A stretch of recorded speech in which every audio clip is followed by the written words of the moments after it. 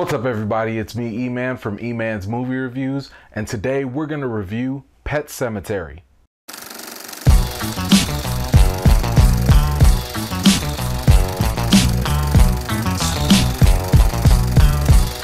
Just an FYI, at the end of this video I do have a special announcement, so be sure to hang around for that. Okay, so let's do a quick intro. A couple relocates to a new home with their 2 children. When tragedy strikes, the couple discovers a mysterious burial ground and a series of horrific consequences begin to take place. Okay, enough of that, let's get right into the good. The good.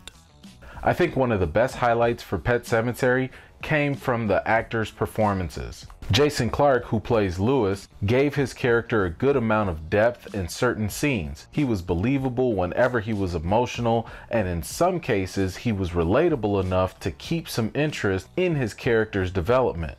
I think the bigger standout actress was probably Jete Lawrence, who plays Ellie in the movie. It was certainly an interesting challenge for her to capture the various dimensions of her character, and she definitely managed to pull that off. She was by far the most captivating character in the film, given how committed Lawrence was in her performance. Now, one thing that Pet Sematary definitely accomplishes is setting up a creepy setting throughout the entire movie. We know that the movie centers around an eerie graveyard, and the directors definitely managed to set that atmosphere to a spooky state. One thing I definitely appreciated in this film was that it didn't retell the exact same story. There are some significant changes to this version of Pet Sematary compared to the Stephen King book or even the previous Pet Sematary film.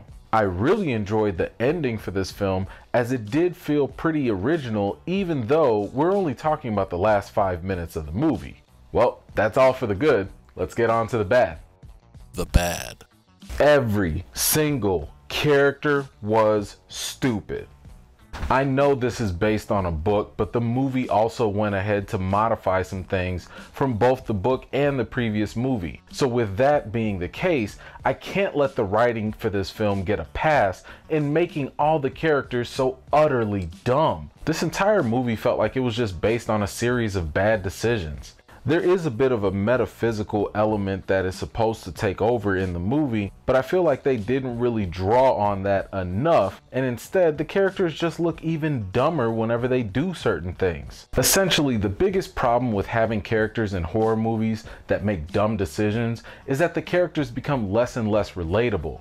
If as an audience member you continue to say, well, I certainly wouldn't have done that, then there's a greater possibility of you detaching yourself from the peril that the character is going to face in the film.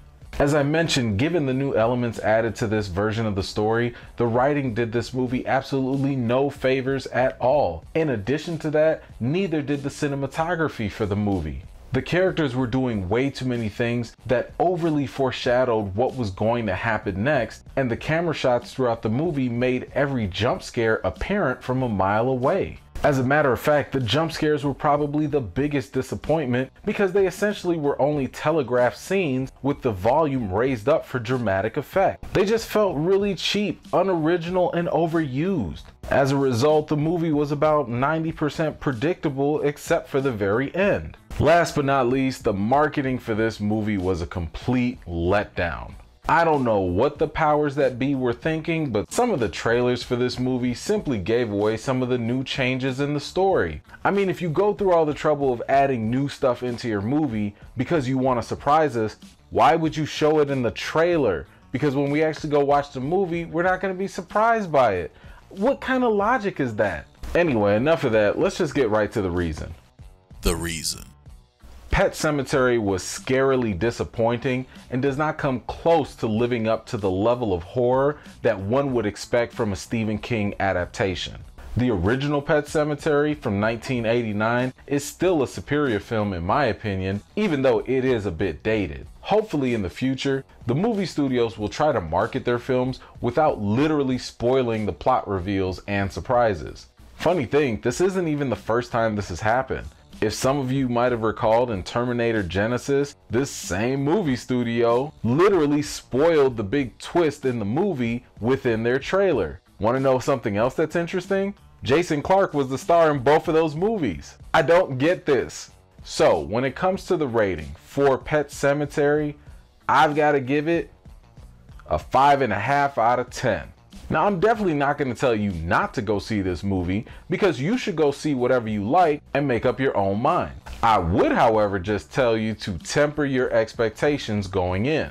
I've seen people call this the best Stephen King movie in years, as if it didn't just come out not too long ago. You know what? I personally think that this movie would have done far better had it just came out like on Netflix or something.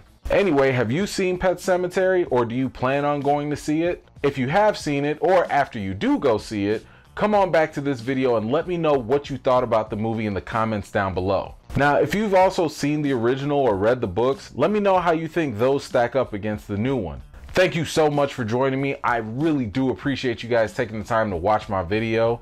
As a matter of fact, I got a little something for you. You guys know whenever I get something, I always like to give back. So I'm doing this Pet Sematary giveaway, which includes the Stephen King book and an extra large Pet Sematary t-shirt. All you have to do to enter the giveaway is be a subscriber to my channel, leave a comment, and click on the link in the description to enter your information. The winner will receive the prize in the mail. If you enjoyed this review, or if you think it'll be helpful for someone else, please feel free to share it with one of your friends. If you want to see more videos like this, then please consider subscribing to my channel. And don't forget to turn on the notifications so you don't miss out on my next video. I've got more videos and reviews to do for you all, and until next time, I'll see you all later.